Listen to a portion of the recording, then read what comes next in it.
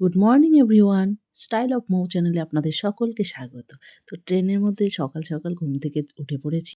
ট্রেনে বেশিক্ষণ সকালবেলায় ঘুম পাড়া যায় না। কারণ এত মানুষের কথাবার্তা যে ঘুম ভেঙে যায়।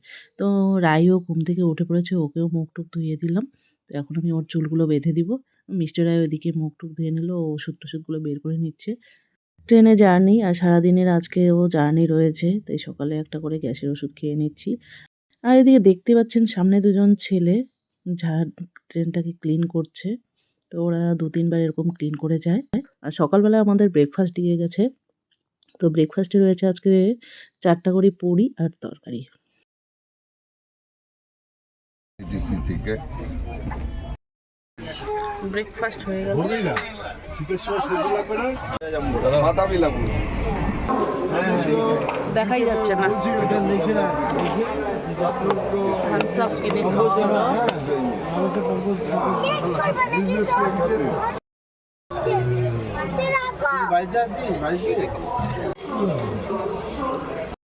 এখন ট্রেন এসে দাঁড়িয়েছে শিবন জংশন স্টেশনে।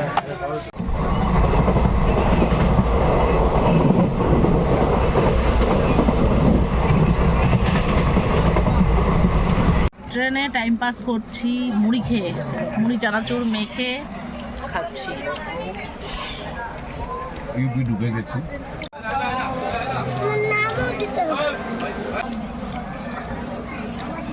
টাইম পাস করছি আমরা মুড়ি চানাচুর খেয়ে, মুড়ি চানাচুর মেখে।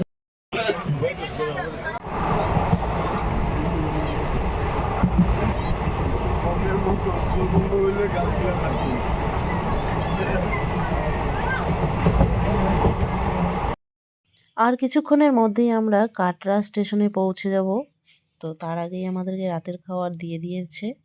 তো রাতের খাবারে রয়েছে ভেজ বিরিয়ানি, মিষ্টি, আচার আর একটা করে দই।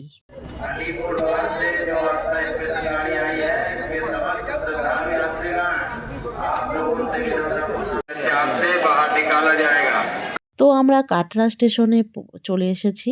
এখন আমাদেরকে ওখান থেকে অ্যানাউন্সমেন্ট করে দিল যে ট্রেনেই বসে থাকতে। তো তারপর ওরা আমাদেরকে সিকিউরিটি সহকারে নিয়ে যাবে এখান থেকে, যেখানে আমাদেরকে থাকার জন্য আমাদের ব্যবস্থা করেছেন, ওখানে নিয়ে যাবে। তো আমরা এরপর আমাদেরকে সকলকে বের হতে বলল ট্রেন থেকে। তো বের হয়ে পড়লাম আমরা। আমাদের সকলকে লাইনে দাঁড়াতে বলল। তো আমরা সকলে লাইনে দাঁড়িয়ে পড়েছি। এখান থেকে লাইন করিয়ে নিয়ে গিয়ে বাসে উঠাবে। ওই বাসে করে আমরা যেখানে থাকবো টেন্ট বানানো আছে, তো সেখানে আমরা যাব। আগত তীর্থযাত্রীদের সকলের কাছে অনুরোধ, আপনারা লাইনবদ্ধভাবে যাবেন। ৪ নম্বর গেট হয়ে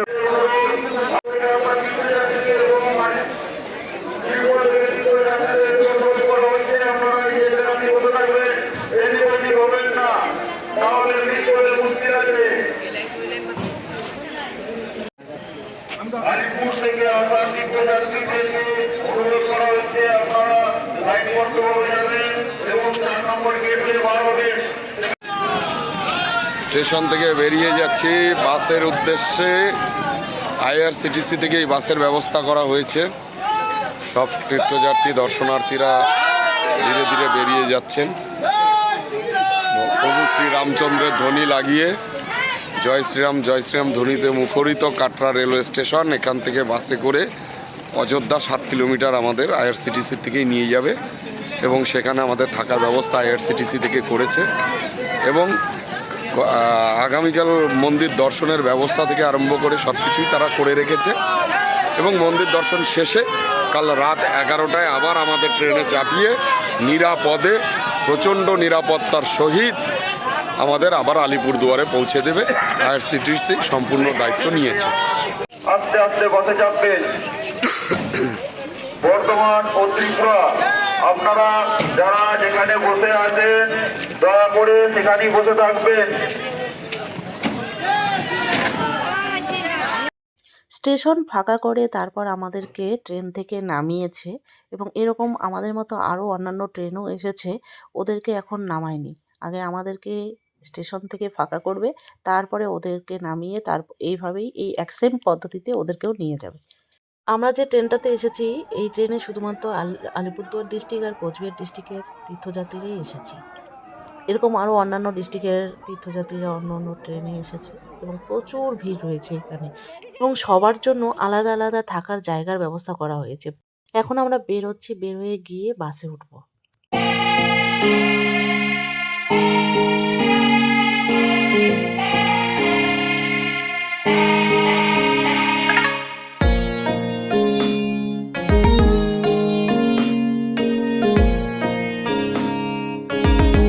বাসে আমরা উঠে পড়েছি। তো প্রচণ্ড ভিড় হয়েছে বাসে। এখানকার বাসগুলো সব ই-বাস।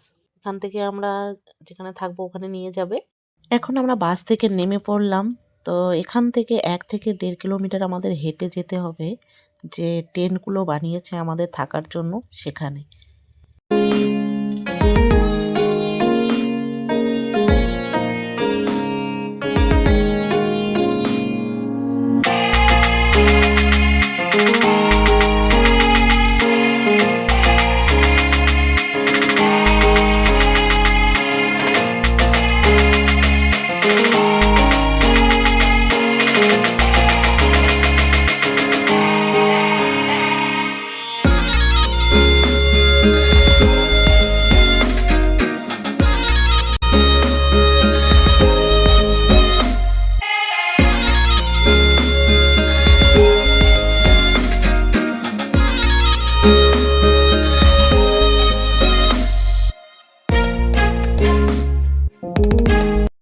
এখান থেকেই টেন্টগুলো শুরু হয়েছে। তো এখানে অন্য কারোর জন্য থাকার ব্যবস্থা করা হয়েছে।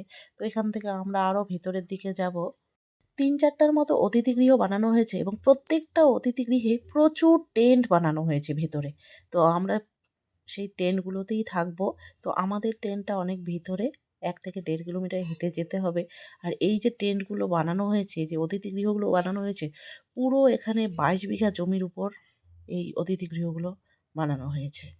এখন আমরা হেঁটে হেঁটে সেই অতিথিগৃহের দিকে যাচ্ছি।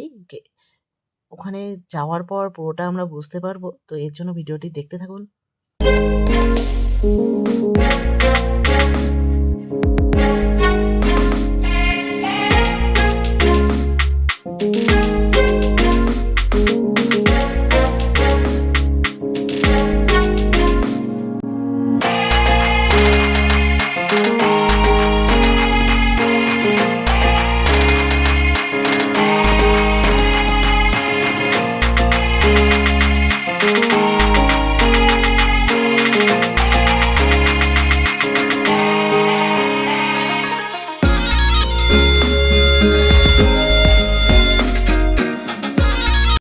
আমরা আমাদের অতিথিগৃহে চলে এসেছি। আমাদের অতিথিগৃহ হলো মিথিলা অতিথিগৃহ।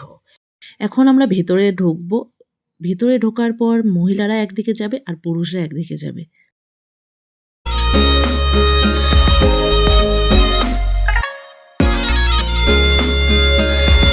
ওপেন করবেন, কার্ড এরকম আইডি কার্ডটা ওপেন করবেন। जेंट्स लेफ्ट साइड, ये सीधा जाएंगी लेडीज सीधा। ভেতরে ঢোকার পর আমাদেরকে বলে দেওয়া হলো যে প্রত্যেকটা টেন্টের ভিতরে বেড থাকবে এবং নিজেদের বেড নিজেদেরকেই সিলেক্ট করে নিতে হবে। যেখানে ফাঁকা থাকবে সেই বেডটা করেই নিজেদেরকে নিতে হবে। তো আমরা প্রত্যেকটা টেন্টের ভিতরে এক এক করে দেখে যেখানে ফাঁকা পেলাম সেই বেডগুলো আমরা নিয়ে নিলাম এবং আমরা ফাইনালি ৪ জন আমরা একই টেন্টের ভেতরে বেড পেয়ে গেলাম। এই টেন্টে টোটাল আমরা 20 জনের মতো হব। আর এরকম আরও অনেক টেন্ট রয়েছে যেগুলোতে ২০০০, ৩০-৪০ জন একসঙ্গে, অনেক লোক একসঙ্গে থাকছে। আজকের রাতটা আমরা এখানেই থাকবো। তারপর কালকে এখান থেকেই আমরা মন্দিরে দর্শন করতে যাব। প্রত্যেকটা বেডে একটা করে তোশক দিয়ে, বেড কভার দিয়ে বেডগুলো গুছিয়ে রাখা হয়েছে আর একটা করে লেপ দেওয়া হয়েছে। আর এই যে আমরা আজকে রাতটা এখানে থাকবো এর জন্য কিন্তু কোনো আমাদের এক্সট্রা টাকা দিতে হয়নি। ১৬০০ টাকায় আমরা সমস্ত সার্ভিস পেয়ে যাচ্ছি। এত কম খরচে যে এত সার্ভিস পাবো সেটা আমি ভাবতে পারিনি। এরপরে একটা টেনশন ছিল যে এখানকার বাথরুমগুলো কেমন হবে, ঠিকঠাক মতো স্নান করা যাবে কিনা। তো সেই টেনশনটাও দূর হয়ে গেল যখন দেখে এলাম ওখানকার বাথরুমগুলোও খুবই ভালো। স্নানের জন্য আলাদা বাথরুম রয়েছে, তারপর টয়লেট, ল্যাট্রিন সবকিছু আলাদা আলাদা ব্যবস্থা করা রয়েছে। ইভেন সকালবেলা স্নান করে যে আমরা মন্দির দর্শন করতে যাব তার জন্য গরম জলের ব্যবস্থাও করা রয়েছে। আর এখানে আসার পর বুঝতে পারছি যে এখানে ঠান্ডাটাও অনেকটাই রয়েছে। আমাদের ওখানকার থেকে এখানে ঠান্ডাটা বেশি রয়েছে। কালকে সকালে মন্দির দর্শন করার জন্য এখানে থেকে বাস দেওয়া হবে এবং সেই বাস 6:30 থেকেই দেওয়া হবে। 6:30 থেকে আপনারা যে যখন পারবেন গিয়ে বাস করে মন্দির দর্শন করে আসতে পারবেন। তো চলে এসেছি আমরা এখন খাওয়া-দাওয়ার এখানে। তো এসে এখানে ভাত দিচ্ছে, তাই মেয়েকে একটু ভাত খাওয়াবো বলে চলে এসেছি। আগে ওকে খাইয়ে নেব, তারপর গিয়ে ফ্রেশ-ট্রেশ হয়ে শুয়ে পড়ব। অনেক রাত হয়ে গেছে। তো খাওয়া-দাওয়ার এখানে প্রচুর ভিড় রয়েছে। লম্বা লাইন হয়েছে। তো আমরাও লাইনে দাঁড়িয়ে পড়েছি। একদিকে দিচ্ছে মহিলাদের আর একদিকে দিচ্ছে পুরুষদের। তো খাওয়া-দাওয়া কমপ্লিট করে চলে এলাম টেন্টে। এখন ফ্রেশ হয়ে ঘুমিয়ে পড়ব। ভিডিওটি ভালো লাগলে অবশ্যই লাইক, শেয়ার আর কমেন্ট করবেন আর চ্যানেলটি সাবস্ক্রাইব করে দিবেন। দেখা হচ্ছে নেক্সট ভিডিওতে।